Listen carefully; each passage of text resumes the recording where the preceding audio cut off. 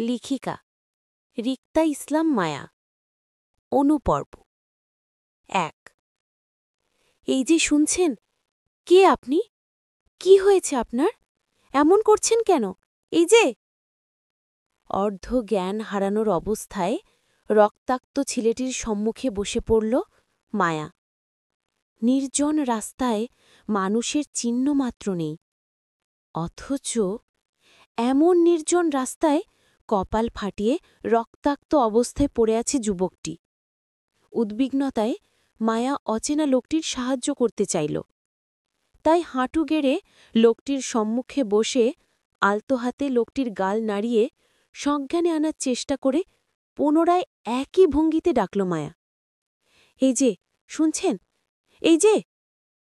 ডাকতে ডাকতে মায়া নিজের বাসন্তী রাঙা শাড়ির আঁচলটা দিয়ে তৎক্ষণাৎ অচেতন লোকটার কপাল চেপে দৌড়ল, রক্ত পড়া বন্ধ করতে।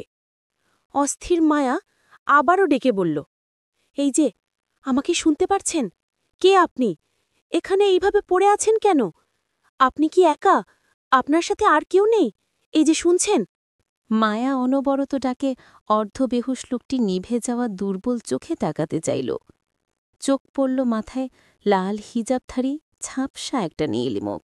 দুর্বলতার রেশ এতটাই যে ঠিকঠাক চোখ মেলে তাকাতে পারল না লোকটা। তবে ঝাপসা চোখ মায়ের উদ্বিগ্নতা দেখে অস্পষ্ট স্বরে ঠোঁট নাড়িয়ে কি যেন আওড়াতে চাইলে মায়া সেটা বুঝতে পেরে তৎক্ষণাৎ মাথা ঝুঁকে কান পাতল লোকটির সম্মুখে। অচেনা লোকটি নিভে যাওয়া দুর্বল গলায় বলতে চাইল, আমার মিষ্টি প্রয়োজন। আমাকে মিষ্টি জাতীয় কিছু দেন মিস। লোকটির অস্পষ্ট স্বরে কথাগুলো মায়া বুঝতে পেরে মাথা তুলে তাকাল লোকটির দিকে। বেশ অদ্ভুত লাগল লোকটিকে মায়ার কাছে। মাথা ফাটিয়ে রাস্তায় পড়ে আছে নিজের জীবন মরণ সমস্যা নিয়ে, সেদিকে লোকটার খেয়াল নেই। অথচ সেসব চিন্তা না করে মায়ার কাছে এই অসময়ে মিষ্টি চাইছে। মিষ্টি দিয়ে কি করবে এই লোক? মায়া তখনও বুঝল না হঠাৎ লোকটির মিষ্টি চাওয়ার কারণটা।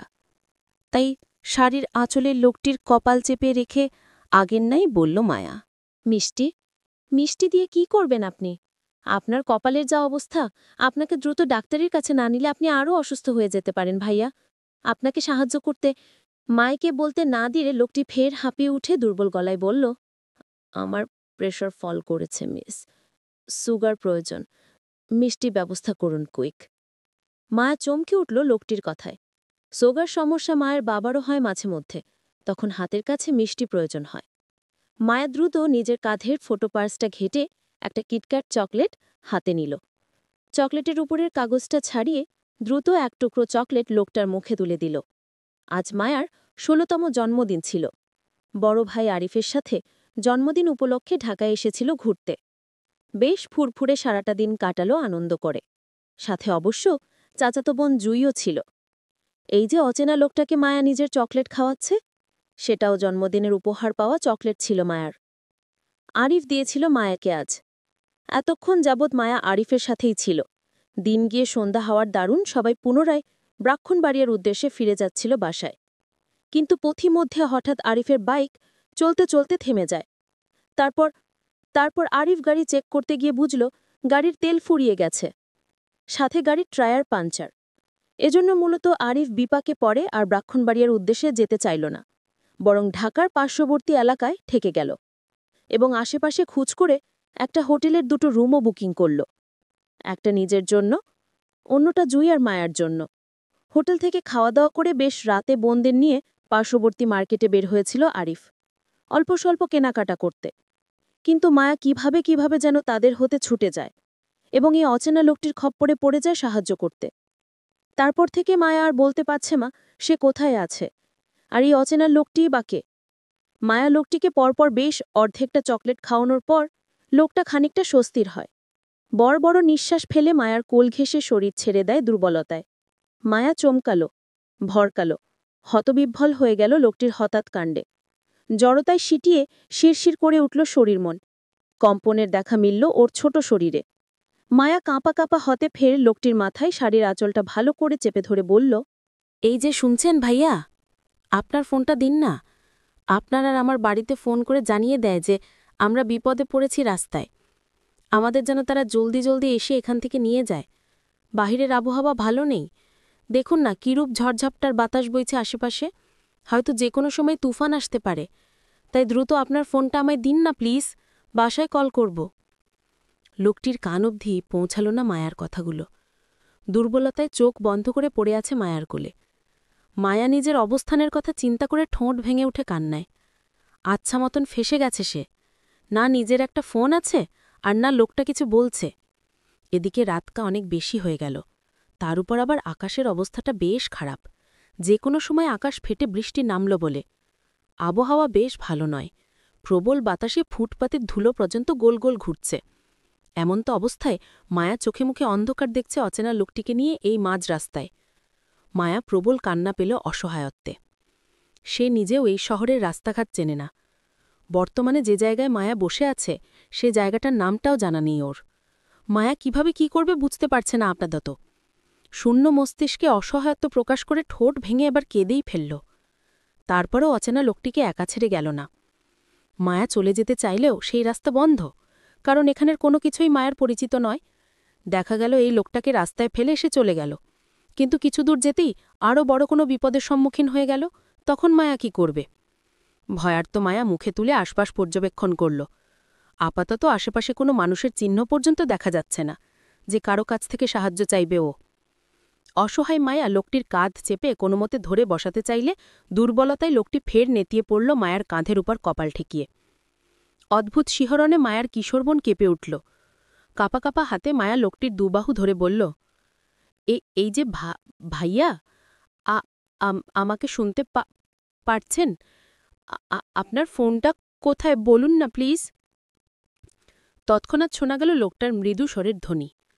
দ্রুত কোনো সেফ জায়গায় চলুন মিস, নয়তো বিপদ আমাদের সন্নিকটে। এই এরিয়াটা ভালো নয়। ভয়ে মায়া হাঁসফাঁস করল। মনে কিছু সাহস জুগিয়ে অচেনা লোকটিকে ধরে উঠাতে চাইল, কিন্তু বলিষ্ঠবান লোকটির ওজনের সঙ্গে পারল না মায়া। ধীমে হাঁপিয়ে উঠল লোকটিকে দাঁড়া করাতে গিয়ে। সেই সাথে উঠতে গিয়ে নিজের পায়ের পাতায় নিচে পড়ে শাড়ির কুচিগুলো খুলে গেল তরতর করে। আতকে উঠে তৎক্ষণাৎ মায়া বাম হাতে খুলে যাওয়া শাড়ির কুচিগুলো ধরে এলোমেলোভাবে পুনরায় কোমরে গুজাল। লোকটাকে ধরে দাঁড়া করাতে গিয়েও মায়া আরেক ঝামেলায় পড়ে গেল যখন দেখল মায়া হাইটে লোকটির কাজ সমান হল তখন। তারপর আবার লোকটি ওজনও মায়ার সাধ্যের বাহিরে ছিল। এত বড় মানুষকে কিভাবে মায়া কাঁধে ভর দিয়ে সামনে এগোবে যদি সে লোকটিকে পুরোপুরি লাগালি না পেল? অসহায় মায়া এবার বেশ ছুটে কান্না পেল। আর একটু লম্বা হলে কি এমন হতো? অন্তত লম্বা জোরে না হয় এই লোকটিকে এই মুহূর্তে ঠিকঠাক সাহায্য করতে পারত। মায়া ভাবনার মাঝে পুনরায় আটকে উঠল যখন বুঝতে পারল অচেনা লোকটি মায়ার কাঁধ চেপে নিজের ভর ফেলছে মায়ের উপর। লোকটি বেশ লম্বা হয় মায়ের দিকে অনেকটাই ঝুঁকে পড়তে হয়েছে তাকে। মায়া তরতর করে কেঁপে উঠে বাধা দিতে চাইলে বুঝতে পারল লোকটির অবস্থা আরও খারাপ হয়ে যাচ্ছে ক্রমাগত।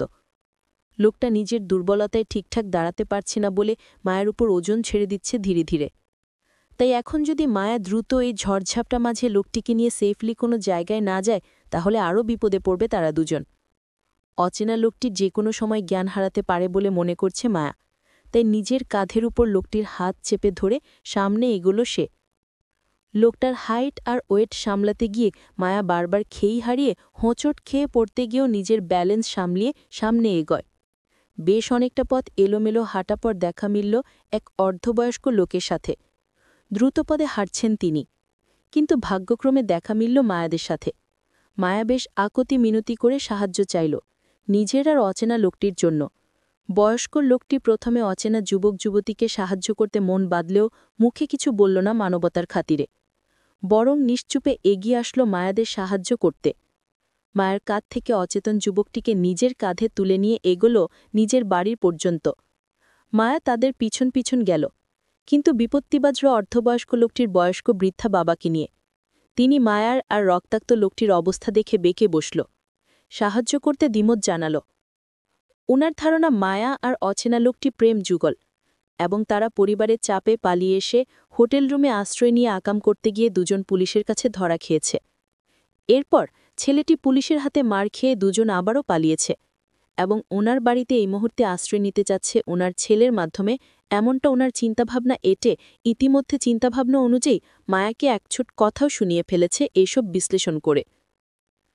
অবশ্য বৃদ্ধা লোকটির এমন সব বিশ্লেষণ করার পিছনে যথেষ্ট কারণও আছে, আর সেটা হলো মায়ার পরহিত এলোমেলো শাড়ির আর অচেতন যুবকটির ইন করা শার্ট প্যান্টের ভেতর থেকে বেরিয়ে আসার জন্য মূলত ওনার অপবিত্র ধারণা আসল মনে মায়াদের নিয়ে।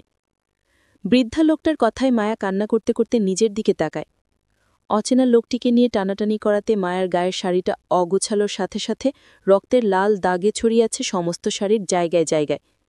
এমনকি মাথার হিজাবটাও ঠিক নেই। শাড়ির আঁচলটাতে পূর্ব থেকেই লোকটির রক্তে ভিজা ছিল। তাই ওনার ধারণা হতেই পারে মায়া অসৎ কাজে বেরিয়েছে এই অচেনা লোকটির সাথে। মায়া ঠোঁট চেপে কান্না আটকাতে চাইল। এই কেমন পরিস্থিতির শিকার হল সে। এখন মায়া কিছু বললেও যে কেউ কিছু বিশ্বাস করবে না, সেটা লোকটার তীক্ষ্ণ কথা শুনেই বুঝতে পারছে মায়া। মায়া নিশ্চুপ কান্না করল, তারপরও মুখে কিছু বলল না। সাহায্যকারী অর্ধবয়স্ক লোকটির বাবা মসজিদের ইমামতির সাথে সাথে তিনি এলাকার গণ্যমান্য কাজী হিসেবে বেশ পরিচিত। তিনি শুধু অত্র এলাকার ছেলেমেয়েদের বিয়েই নয়, বরং আশেপাশে 5 এলাকার মানুষের বিয়েও দিয়ে থাকেন তিনি। এমন সম্মানিত ব্যক্তির ঘরে কখনোই পাপধারক মানুষের জায়গা হবে না বলে তিনি মনে করেন। কিন্তু এই ঝড়ঝাপটা রাতে এদের সাহায্য না করে বের করে দেওয়াটাও ঠিক হবে না। এতে আল্লাহ নারাজ হতে পারে। অসহায় মানুষের সাহায্য করা ওনার ধর্মের শিক্ষা। উনি অচেনা ছেলেমেয়েদের সাহায্য করবে, তবে হালালভাবে, বৈধভাবে। বৃদ্ধা কাজী লোকটা নিজের মোটা ফ্রেমের চশমার ভিতর দিয়ে চোখ উঁচিয়ে আবারও এক পলক তাকালো মায়া আর রক্তাক্ত যুবকটির দিকে। অন্ধকারে ঘুরে কারো চেহারা স্পষ্ট হল না উনার কাছে, তবে অচেনা যুবকটিকে বেশ চেনা চেনা লাগল উনার কাছে। তিনি তীক্ষ্ণ দৃষ্টিতে যুবকটিকে আরও এক পলক দেখে নিয়ে নিজের ছেলেকে অনুমতি দিল সবাইকে নিয়ে ভিতরে যেতে। ওদের ভিতরে নিয়ে যা হাফেজ। জি আব্বা। বাবার অনুমতি পেয়ে অচেতন যুবকটিকে নিয়ে ভিতরে গেল হাফেজ সাহেব। পিছন পিছন মায়াও গেল। যুবকটিকে ধরে বিছানা শুয়ে দিতেই পিত্তে চমকে উঠল হাফেজ সাহেব। আতঙ্কিত চোখে বিছানায় শয্যাশায়ী যুবকটির দেখে তৎক্ষণাৎ ঘাড় ঘুরিয়ে তাকালো মায়ের দিকে। মায়াকে উপর থেকে নিচ পর্যন্ত চোখ বুলিয়ে দেখে দ্রুত বের হয়ে গেল রুমে থেকে নিশ্চুপে। মায়া হাঁসফাঁস করল হাফেজ সাহেবের অদ্ভুত দৃষ্টিতে। তিনি চলে যেতে মায়া স্বস্তির হল। ধীরে পায়ে এগিয়ে গেল যুবকটি কাছে। হালকা ঝুঁকে পড়ল যুবকটির অবস্থা চেক করতে। ছেলেটির নড়াচড়া না দেখে মায়া আস্তে করে বসল লোকটির পাশে। কিছুই ভালো লাগছে না ওর। অচেনা জায়গায় অচেনা মানুষের সাথে বসে থেকে বিপদের ভয় হচ্ছে মনে। আবার না জানি কিসের মধ্যে পড়ে যায় ও। ভীতু মায়ার কলিজার পর্যন্ত কাঁপছে। গলা শুকিয়ে কাঠ। মায়া মন্ত হয়ে থাই বসে রইল অচেতন লোকটির পাশে। কোথাও যাওয়ার জায়গাই নেই ওর। তাছাড়া এই বাড়ির হুজুর টাইপের লোকটার কথাও মায়ার ভালো লাগেনি। মায়াকে তখন কিসব ভুলবাল বলল। মায়া মোটেও বাজে মেয়ে নয়। এক্ষুনি অবধি প্রেম করেনি। কলেজে উঠে একটা প্রেম করবে ভেবে নিয়েছ, তবে পরিবারের বিরুদ্ধে যাবে না কখনো। নোংরামি তো ভুলেও না। মায়া 2 হাতে মাথা চেপে বিছানা পাশে ঝুঁকে বসল। আপাতত টেনশনে মাথা ফেটে যাচ্ছে নিজের ভাইয়ের সাথে কিভাবে যোগাযোগ করবে সেটা নিয়ে।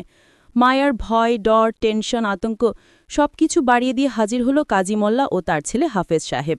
তাদের পিছন পিছন হালকা পাতলা গঠনের আরও একটা ছেলেও প্রবেশ করল বাসার গেঞ্জি গায়ে দিয়ে। চোখে মুখে ঘুম ঘুম ভাব তার। হয়তো ছেলেটিকে ঘুম থেকে ধরে এনেছে হাফেজ সাহেব। দেখে তো তাই মনে হলো মায়ার। কাজী মোল্লা সাহেব হাতে মোটা করে রেজিস্ট্রি খাতাটা বুকে চেপে মায়ের সম্মুখে দাঁড়াল। এক পলক ঘৃণাভরা দৃষ্টিতে মায়া ও বেহুশ্রতা ছেলেটিকে দেখে নিয়ে দৃষ্টি সরিয়ে তাকালো হাফেজ সাহেব দিকে। বাবার বিরস দৃষ্টির মানে বুঝতেই নিজের ছেলেকে তাড়া দিয়ে বললেন হাফেজ সাহেব, সুমন, যা, তোর দাদার জন্য দ্রুত একটা চেয়ার নিয়ে আয়। বাবার কথা অনুযায়ী তাই করল সুমন। চোখের পলকে পাশের ঘর থেকে চেয়ার এনে দিল কাজী মোল্লা সাহেবকে বসতে। কাজী সাহেব কোনোরকম ভনিতা ছাড়াই চেয়ার টেনে খাতা খুলে বসল মায়ার সম্মুখে। শব্দ করে গলা খাকিয়ে মায়ার উদ্দেশ্যে হুমকি স্বরূপ বলল, মানুষের সাহায্য করা আমার ধর্ম, তাই বলে আমার কাছে পাপের জায়গা নেই। আমি জিনাকারীদের ঘৃণা করি। তোমরা অপবিত্র হয়ে আসছো আমার দুয়ারে। আমার ঘর পবিত্র, ঘর অপবিত্র করছো। তাই আমি আল্লাহর নামে তোমাদের পবিত্র করতে চাই কালিমা পড়িয়ে। আমার কাছে মিথ্যা সুযোগ নেই। তোমাদের অবস্থায় বলে দিচ্ছে তোমরা নোংরামি করে পালিয়ে আসছো এখানে। আর এই মেয়ে তুমি, যে ছেলে সংগঠনে নিজের পরিবারকে ছেড়ে আসলে, সেই ছেলে তোমার কতটুকু আপন হবে সেটা তুমি কয়েকদিনের মাঝেই বুঝে যাবে আশা করছি। এই ছেলে যে কারো আপন না সেটা পুরা দেশ জানে। ক্ষমতার অহংকার যার রন্ধ্রে রন্ধ্রে, সে তোমাকে কতটুকু ভালো রাখবে আল্লাহই জানে। যাই হোক, আল্লাহ তোমার সহায় হোক। আমি এখন বিয়ে পড়াচ্ছি। সুন্দরভাবে বিয়েটা শেষ করবে, নয়তো আজ তোমার ক্ষমতাধর প্রেমিকও প্রাণ নিয়ে বাসে ফিরবে না। তার অবস্থা এমনিতেও ভালো নেই। এজন্য বলছি, আমার সাথে তর্কে গিয়ে নিজেদের ঝামেলা বাড়িও না। আমার কিন্তু বেশি সময় লাগবে না এই এলাকার মানুষকে জড়ো করে তোমাদের বিচার করতে।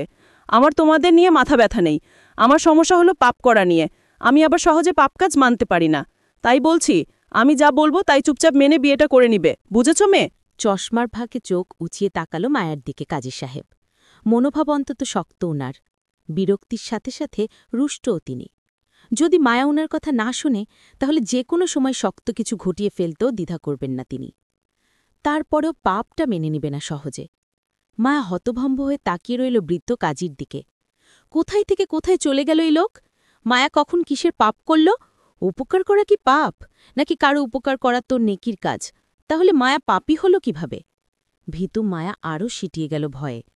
এতক্ষণে দমে রাখা কান্নাটা ফুপিয়ে কেঁদে উঠল ততক্ষণে। মায়ের হঠাৎ কান্নায় ধমকে উঠে কাজী সাহেব। মায়া ভয়ে আরও সিটিয়ে গেল, মুখের ভেতর শাড়ির আঁচল চেপে বসে। মায়ের তখনও জানা নেই কিভাবে জটিল পরিস্থিতি সামাল দিতে হয়। পরিস্থিতির ফ্যাসাদে পড়লে কিভাবে বাঁচতে হয় তাও জানে না। অতিরিক্ত ভয় পেলে মায়ার শুধু বুক ফেটে কান্না আসে। এখনও তাই আসছে। মায়া ভয়ে জড়সড় হয়ে বসল। কাজী সাহেব কামিলা পড়তে পড়তে মায়াকে শক্ত গলায় কবুল বলতে বলল। মায়া ধমক খেয়ে ভয়ে কান্না করতে করতে কবুল বলে দিল। কিন্তু যখন কাজী সাহেব অর্ধবেহুশ ছেলেটিকে কবুল বলতে বলল, তখন ছেলেটি ওই অবস্থায় ঘোরের মাঝেই ৩ কবুল বলে ফেলল। মায়াদের বিয়ে সম্পন্ন হল। কিন্তু মায়া একটা জিনিস লক্ষ্য করল, কাজী সাহেব মায়ার স্বামী নামক লোকটি থেকে কোনো রকম নাম ঠিকানা জিজ্ঞাসা করল, শুধু মায়াকে ছাড়া। যেন তিনি পূর্ব থেকেই ছেলেটির বাপদাদার নাম জানেন এবং সেই অনুযায়ী তিনি নিজেই সবকিছু লিখে নিয়েছেন কাবিননামায়। মায়া পরিবারের কথায় জিজ্ঞাসা করলে মায়া শুধু নিজের বাবার নাম আর জায়গার নাম ব্রাক্ষণবাড়িয়া এতটুকুই বলল, ব্যাস। মায়াকে কাবিননামায় সিগনেচার করতে বলল। মায়া কলম হাতে সিগনেচার করতে গিয়ে এক পলক চোখ আউড়িয়ে কাবিননামায় নিজের সদ্য হওয়ার স্বামীর সিগনেচারটাতে চোখ বুলালো একটু করে। বরের জায়গায় স্বামী নামটা মায়া ভালোভাবে দেখেও বুঝল না আসলে সেখানে লোকটা কি নাম লিখেছে। কেমন ঘুরিয়ে পেঁচিয়ে দ্রুত একটা নাম লিখে নিল লোকটা, অথচ নামটা মায়া বুঝতেই পারছে না কি লেখা আছে তাতে। মায়া নামটা ভালো করে পরখ করে বুঝল এটা ইনিশিয়াল সাইন করা। তাই মায়া শত চেষ্টা করলেও সিগনেচারটা মায়ার ছোট মাথায় ঢুকবে না। অসহায় মায়া সিগনেচারের উপর এক নজর বুলিয়ে চোখ ভর্তি জল নিয়ে তাকালো অর্ধবেহুশ স্বামীর দিকে। সেদিকে এক পলক তাকিয়ে কাপা কাপা হাতে সেও কাবিননামায় সিগনেচারটা করে বিয়েটা সম্পূর্ণ করতেই কাজী সাহেব উঠে দাঁড়ালো খাতাপত্র গুছিয়ে। এক পলক মায়াকে দেখে নিজের ছেলে ও নাতিকে নিয়ে রুম থেকে বের হয়ে যেতে যেতে নিজের বউকে ডাক ছেড়ে বলে গেল, মায়াদের কিছু খাবার জন্য। রাতের প্রায় শেষ প্রহর। হাতের মুঠোয় বাটন ফোনটি চেপে বিষণ্ণ ভগ্ন হৃদয় নিয়ে অন্ধকারছন্ন খোলা আকাশের দিকে তাকিয়ে আছে টিনশিটের জ্বালানা দিয়ে মায়া। ওর ছোট মনের আকাশে আজ ভীষণ মেঘ জমেছে। সেই ঘিমের বাঁধভাঙা বৃষ্টি হয়ে বারবার গাল গড়িয়ে পড়ছে ক্ষণে ক্ষণে। মায়া বারবার হাতের উল্টো পিঠে গাল মুছতে ব্যস্ত। সেই সাথে মুঠোয় ফোন চেপে নিজের ভাইকে কল করছে অনবরত। এই ফোনটি বাড়িওয়ালার ছেলের বউয়ের। খাবার দিতে আসায় তখন মায়া ফোন চেয়েছিল মহিলাটির কাছে থেকে। তিনিও মায়ার মনের অবস্থা বুঝে নিজের ফোনটি দিয়ে সাহায্য করেছিল মায়াকে। কিন্তু মায়ার ভাগ্য সহায় হল না। সেই মধ্যরাত থেকেই একনাগাড়ে কল করে যাচ্ছে আরিফকে, কিন্তু ভাইয়ের ফোন বন্ধ, বারবার নট রিসিভড আসছে। মায়ার কান্নার বেগ বাড়ে। ফুপিয়ে কেঁদে উঠে বিছানায় শয্যাশয়ী স্বামীর দিকে তাকায়। নাম দাম পরিচয় কিচ্ছু জানে না মায়া, অথচ এই লোক নাকি মায়ার স্বামী। ভাগ্যের কি পরিহাস! তাছাড়া এখন মায়া পালিয়ে গেলে ইহজীবনে এই লোকের সাথে মায়ার আর দেখা হবে কিনা তাও সন্দেহ। দেখা না হওয়াটা শতভাগ নিশ্চিত। এই লোকটা হয়তো নিজেও জানে না মায়া এই লোকের বউ। জানবে বা কিভাবে? লোকটা সজ্ঞান থাকলে তো জানবে নাকি? সে তো অজ্ঞানরত বেহুশ অবস্থায় মায়াকে বিয়েটা করল। মায়ার মতো করে সেও মায়ার নাম ঠিকানা জানা না, এমনকি মায়াকে হয়তো চোখের দেখাটা পর্যন্ত দেখেনি সে। হুশ ফেরার পরে এই লোককে মায়া কি বলবে? বলার মতো কি আদৌ কিছু আছে মায়ের কাছে? বিয়ের বিষয়টা জানতে পেরে যদি লোকটা উঠে মায়ার সাথে খারাপ আচরণ করে, তখন কি করবে মায়া? ভয়ার্ত মায়া আরও ভয়ার্ত হল। চুপিসারে এখান থেকে পালিয়ে যাওয়ার পায়তারা করল। যাওয়ার আগে কি মনে করে স্বামী নামক অচেনা লোকটার সম্মুখে দাঁড়াল। ইতিমধ্যে লোকটার মাথায় মোটা করে ব্যান্ডেজ পড়েছে। ডাক্তার দিয়ে করানো হয়েছে, বাড়িওয়ালার ছিলে করিয়েছে। অসুস্থতার জন্য এখন বেঘরে ঘুমাচ্ছে সে। মায়া লোকটাকে গভীর চোখে দেখে নিয়ে চুপিসারে চলে যেতে গিয়েও পা থেমে গেল। হাতের বাটন ফোনটি চেপে সময়টা দেখে নিল। 3:40 প্রায় ভোর। মায়া হাঁসফাঁস করল লোকটাকে এই অসুস্থতা অবস্থায় একা রেখে যেতে। একটা মাত্র স্বামী মায়ার। এই অসুস্থতার মাঝে যদি হারিয়ে যায়, মায়া চলে গেলে তখন মায়ের পাপ হবে না? না, থাক। মায়া না হয় আরেকটু কষ্ট করে কেটে-কুটে স্বামীর পাশে থেকে গেল পাহারা দেওয়ার জন্য। তবে স্বামী চোখ খোলার আগেই মায়া পালিয়ে গেলে তখন লোকটাও মায়াকে অপ্রকাশিত বিয়েটার জন্য আর দায়ী করতে পারবে না। মায়া বেঁচে যাবে সারা জীবনের জন্য। এমনিতে লোকটা মায়াকে ভালোভাবে দেখেনি, এরপর আবার মায়া সম্পর্কে সে কিচ্ছু জানেও না। এখন যদি মায়া পালিয়ে যায়, তাহলে জীবনে মায়াকে খুঁজে পাওয়ার সম্ভাবনা নেই। স্বস্তির মনে মায়া ততক্ষণ বসে রইল যতক্ষণ পর্যন্ত না আরিফ মায়ের কলটা রিসিভ করছে। মায়ার কল তার ভাই রিসিভ করে ভোর 4:56 দিকে। তখন প্রায় ভোর ধরণীর বুকে। উৎফুল্ল মায়া নিজের ভাইকে ওর অবস্থানের কথা জানিয়ে সবকিছু ছেড়ে ছেড়ে তৎক্ষণার্থেই পালালো খোলে জ্বালানা দিয়ে। তবে যাওয়ার আগে নিজের হাতের বাটন ফোনটা রেখে গেল স্বামীর সাহায্যের জন্য। মায়ার অচেতন স্বামীর ঘুম ভাঙে প্রায় 7টার দিকে। মাথা চেপে উঠে বসতেই রুমে ঢুকে কাজী সাহেব। তীক্ষ্ণ দৃষ্টিতে রুমের আশেপাশে তাকিয়ে মায়ার খোঁজ করে বলল, মেয়েটি কোথায়? গম্ভীর কণ্ঠ কানে আসতে ভারী মাথা চেপে চোখ তুলে কাজী সাহেবের দিকে তাকালো ছেলেটি। ব্যথায় মাথা এমনই হ্যাং হয়ে আছে, তার উপর আবার অপরিচিত জায়গায় অপরিচিত মানুষের মুখে অপরিচিত কারো খোঁজ তার কাছে করছে ভেবে খানিকটা কপাল কুঁচকে আসে বিরক্তিতে। সে উত্তর করল না, বরং মাথা চেপে বলল, আমাকে এখানে কে নিয়ে এসেছে? আমার ছেলে। কাজী সাহেবের কথা পৃষ্ঠে তেমন কিছু বলল না যুবকটি, শুধু একটু করে বলল, আমাকে একটা ফোন পাওয়া যাবে? কাজী সাহেব তীক্ষ্ণ দৃষ্টিতে ছেলেটির হাবভাব বোঝার চেষ্টা করে বলল, তোমার সামনেই রাখা আছে, দেখো। ছেলেটি চোকাউড়িয়ে নিজের সামনে থেকে মায়া রেখে যাওয়া বাটন ফোনটি হাতে তুলে নিতে চাইলে কাজী সাহেব আবারও মায়ার খোঁজ করে বলল, তোমার সাথে মেয়েটি কোথায়? ফোনটি হাতে নিতে নিতে কপাল কুঁচকে তাকায় কাজী সাহেবের দিকে ছেলেটি। মূলত সে তখনও বুঝতে পারছে না তাকে বারবার কার কথা জিজ্ঞাসা করা হচ্ছে। কিসের মেয়ে? অপকটটা সোজাসাপটা উত্তর করল কাজী সাহেব, তোমাকে নিয়ে রাতে যে মেয়েটি এসেছিল এখানে, আমি তার কথা জিজ্ঞাসা করছি। সে কোথায়? তাকে দেখছি না কেন? ছেলেটি কপাল কুঁচকে কিছুক্ষণ মন থেকে মনে করার চেষ্টা করল আসলে কাজী সাহেব কার কথা বলতে চাচ্ছে তাকে। কয়েক সেকেন্ড মধ্যে স্মরণে আসলো একটা ঝাপসা লাল হিজাবধারী মেয়েলি মুখ। রাস্তায় দেখা হয়েছিল মেয়েটার সাথে তার। দুর্বলতার ঠিকঠাক মেয়েটার ফেসটা পর্যন্ত দেখা হয়নি তার। এরপর থেকে সেই নিজের হুঁশে ছিল না বলতে গেলে। অথচ এখন সকাল হতে না হতে সেই মেয়ের খোঁজ তার কাছে করছে। অদ্ভুত তো। যেই মেয়েকে দেখেনি জীবনে সেই মেয়ের খোঁজ কিভাবে দিবে সে? বিষয়টি সে তেমন একটা আমলে না নিয়ে স্বাভাবিক ভঙ্গিতে বাটন ফোনে নাম্বার টাইপিং করতে করতে অপকটের উত্তর করল, আমি জানি না সে কোথায়। তুমি জানো না মানে? যুবকটি বাটন ফোনে টাইপ করে কাউকে মেসেজ পাঠিয়ে দুর্বল শরীরে উঠে দাঁড়াল। আপাতত নিজের গন্তব্যের জন্য বের হবে সে। এখান আর এক মুহূর্তে নয়। কিন্তু কাজী সাহেবের বরাবরই তীক্ষ্ণ দৃষ্টি এড়িয়ে পকেটে দুহাত গুজাতে গুজাতে বলল, আপাতত বলতে পারছি না আপনার অনুসন্ধানকৃত মেয়েটি কোথায়, আর না তার খোঁজ নিতে ইচ্ছুক। আমি চলে যাচ্ছি। আমাকে সাহায্য করার জন্য ধন্যবাদ। যুবকের কথায় খানিকটা তেতে ওঠে কাজী সাহেব। তিনি চিনেন এই পাষাণ ছেলেকে। খান পরিবারের নিহাল চৌধুরীর একমাত্র ছেলে আব্রাহাম হৃদ খান। রাগিয়ার উগ্র চলাফেরার জন্য বেশ বদনাম। ক্ষমতা জোরে মাটিতে পা পড়ে না তার। তবে মেইলি বাজে বিষয়ে কখনোই খান পরিবারে কাউকে জড়িয়ে কথা শোনা যায়নি। এমনকি হৃদ খানকে কখনো কোনো মেয়েকে নিয়ে জড়িয়ে বাজে কিছুর বদনাম শোনা যায়নি। তিনি মনে করেন খানবাড়ির মানুষজন আর যেমনই হোক না কেন, তাদের বাড়ির বউরা অন্তত মর্যাদা নিয়ে চলেন সমাজে। হয়তো এই ছেলের ক্ষেত্রেও তাই হবে। বউকে সম্মান দিবে।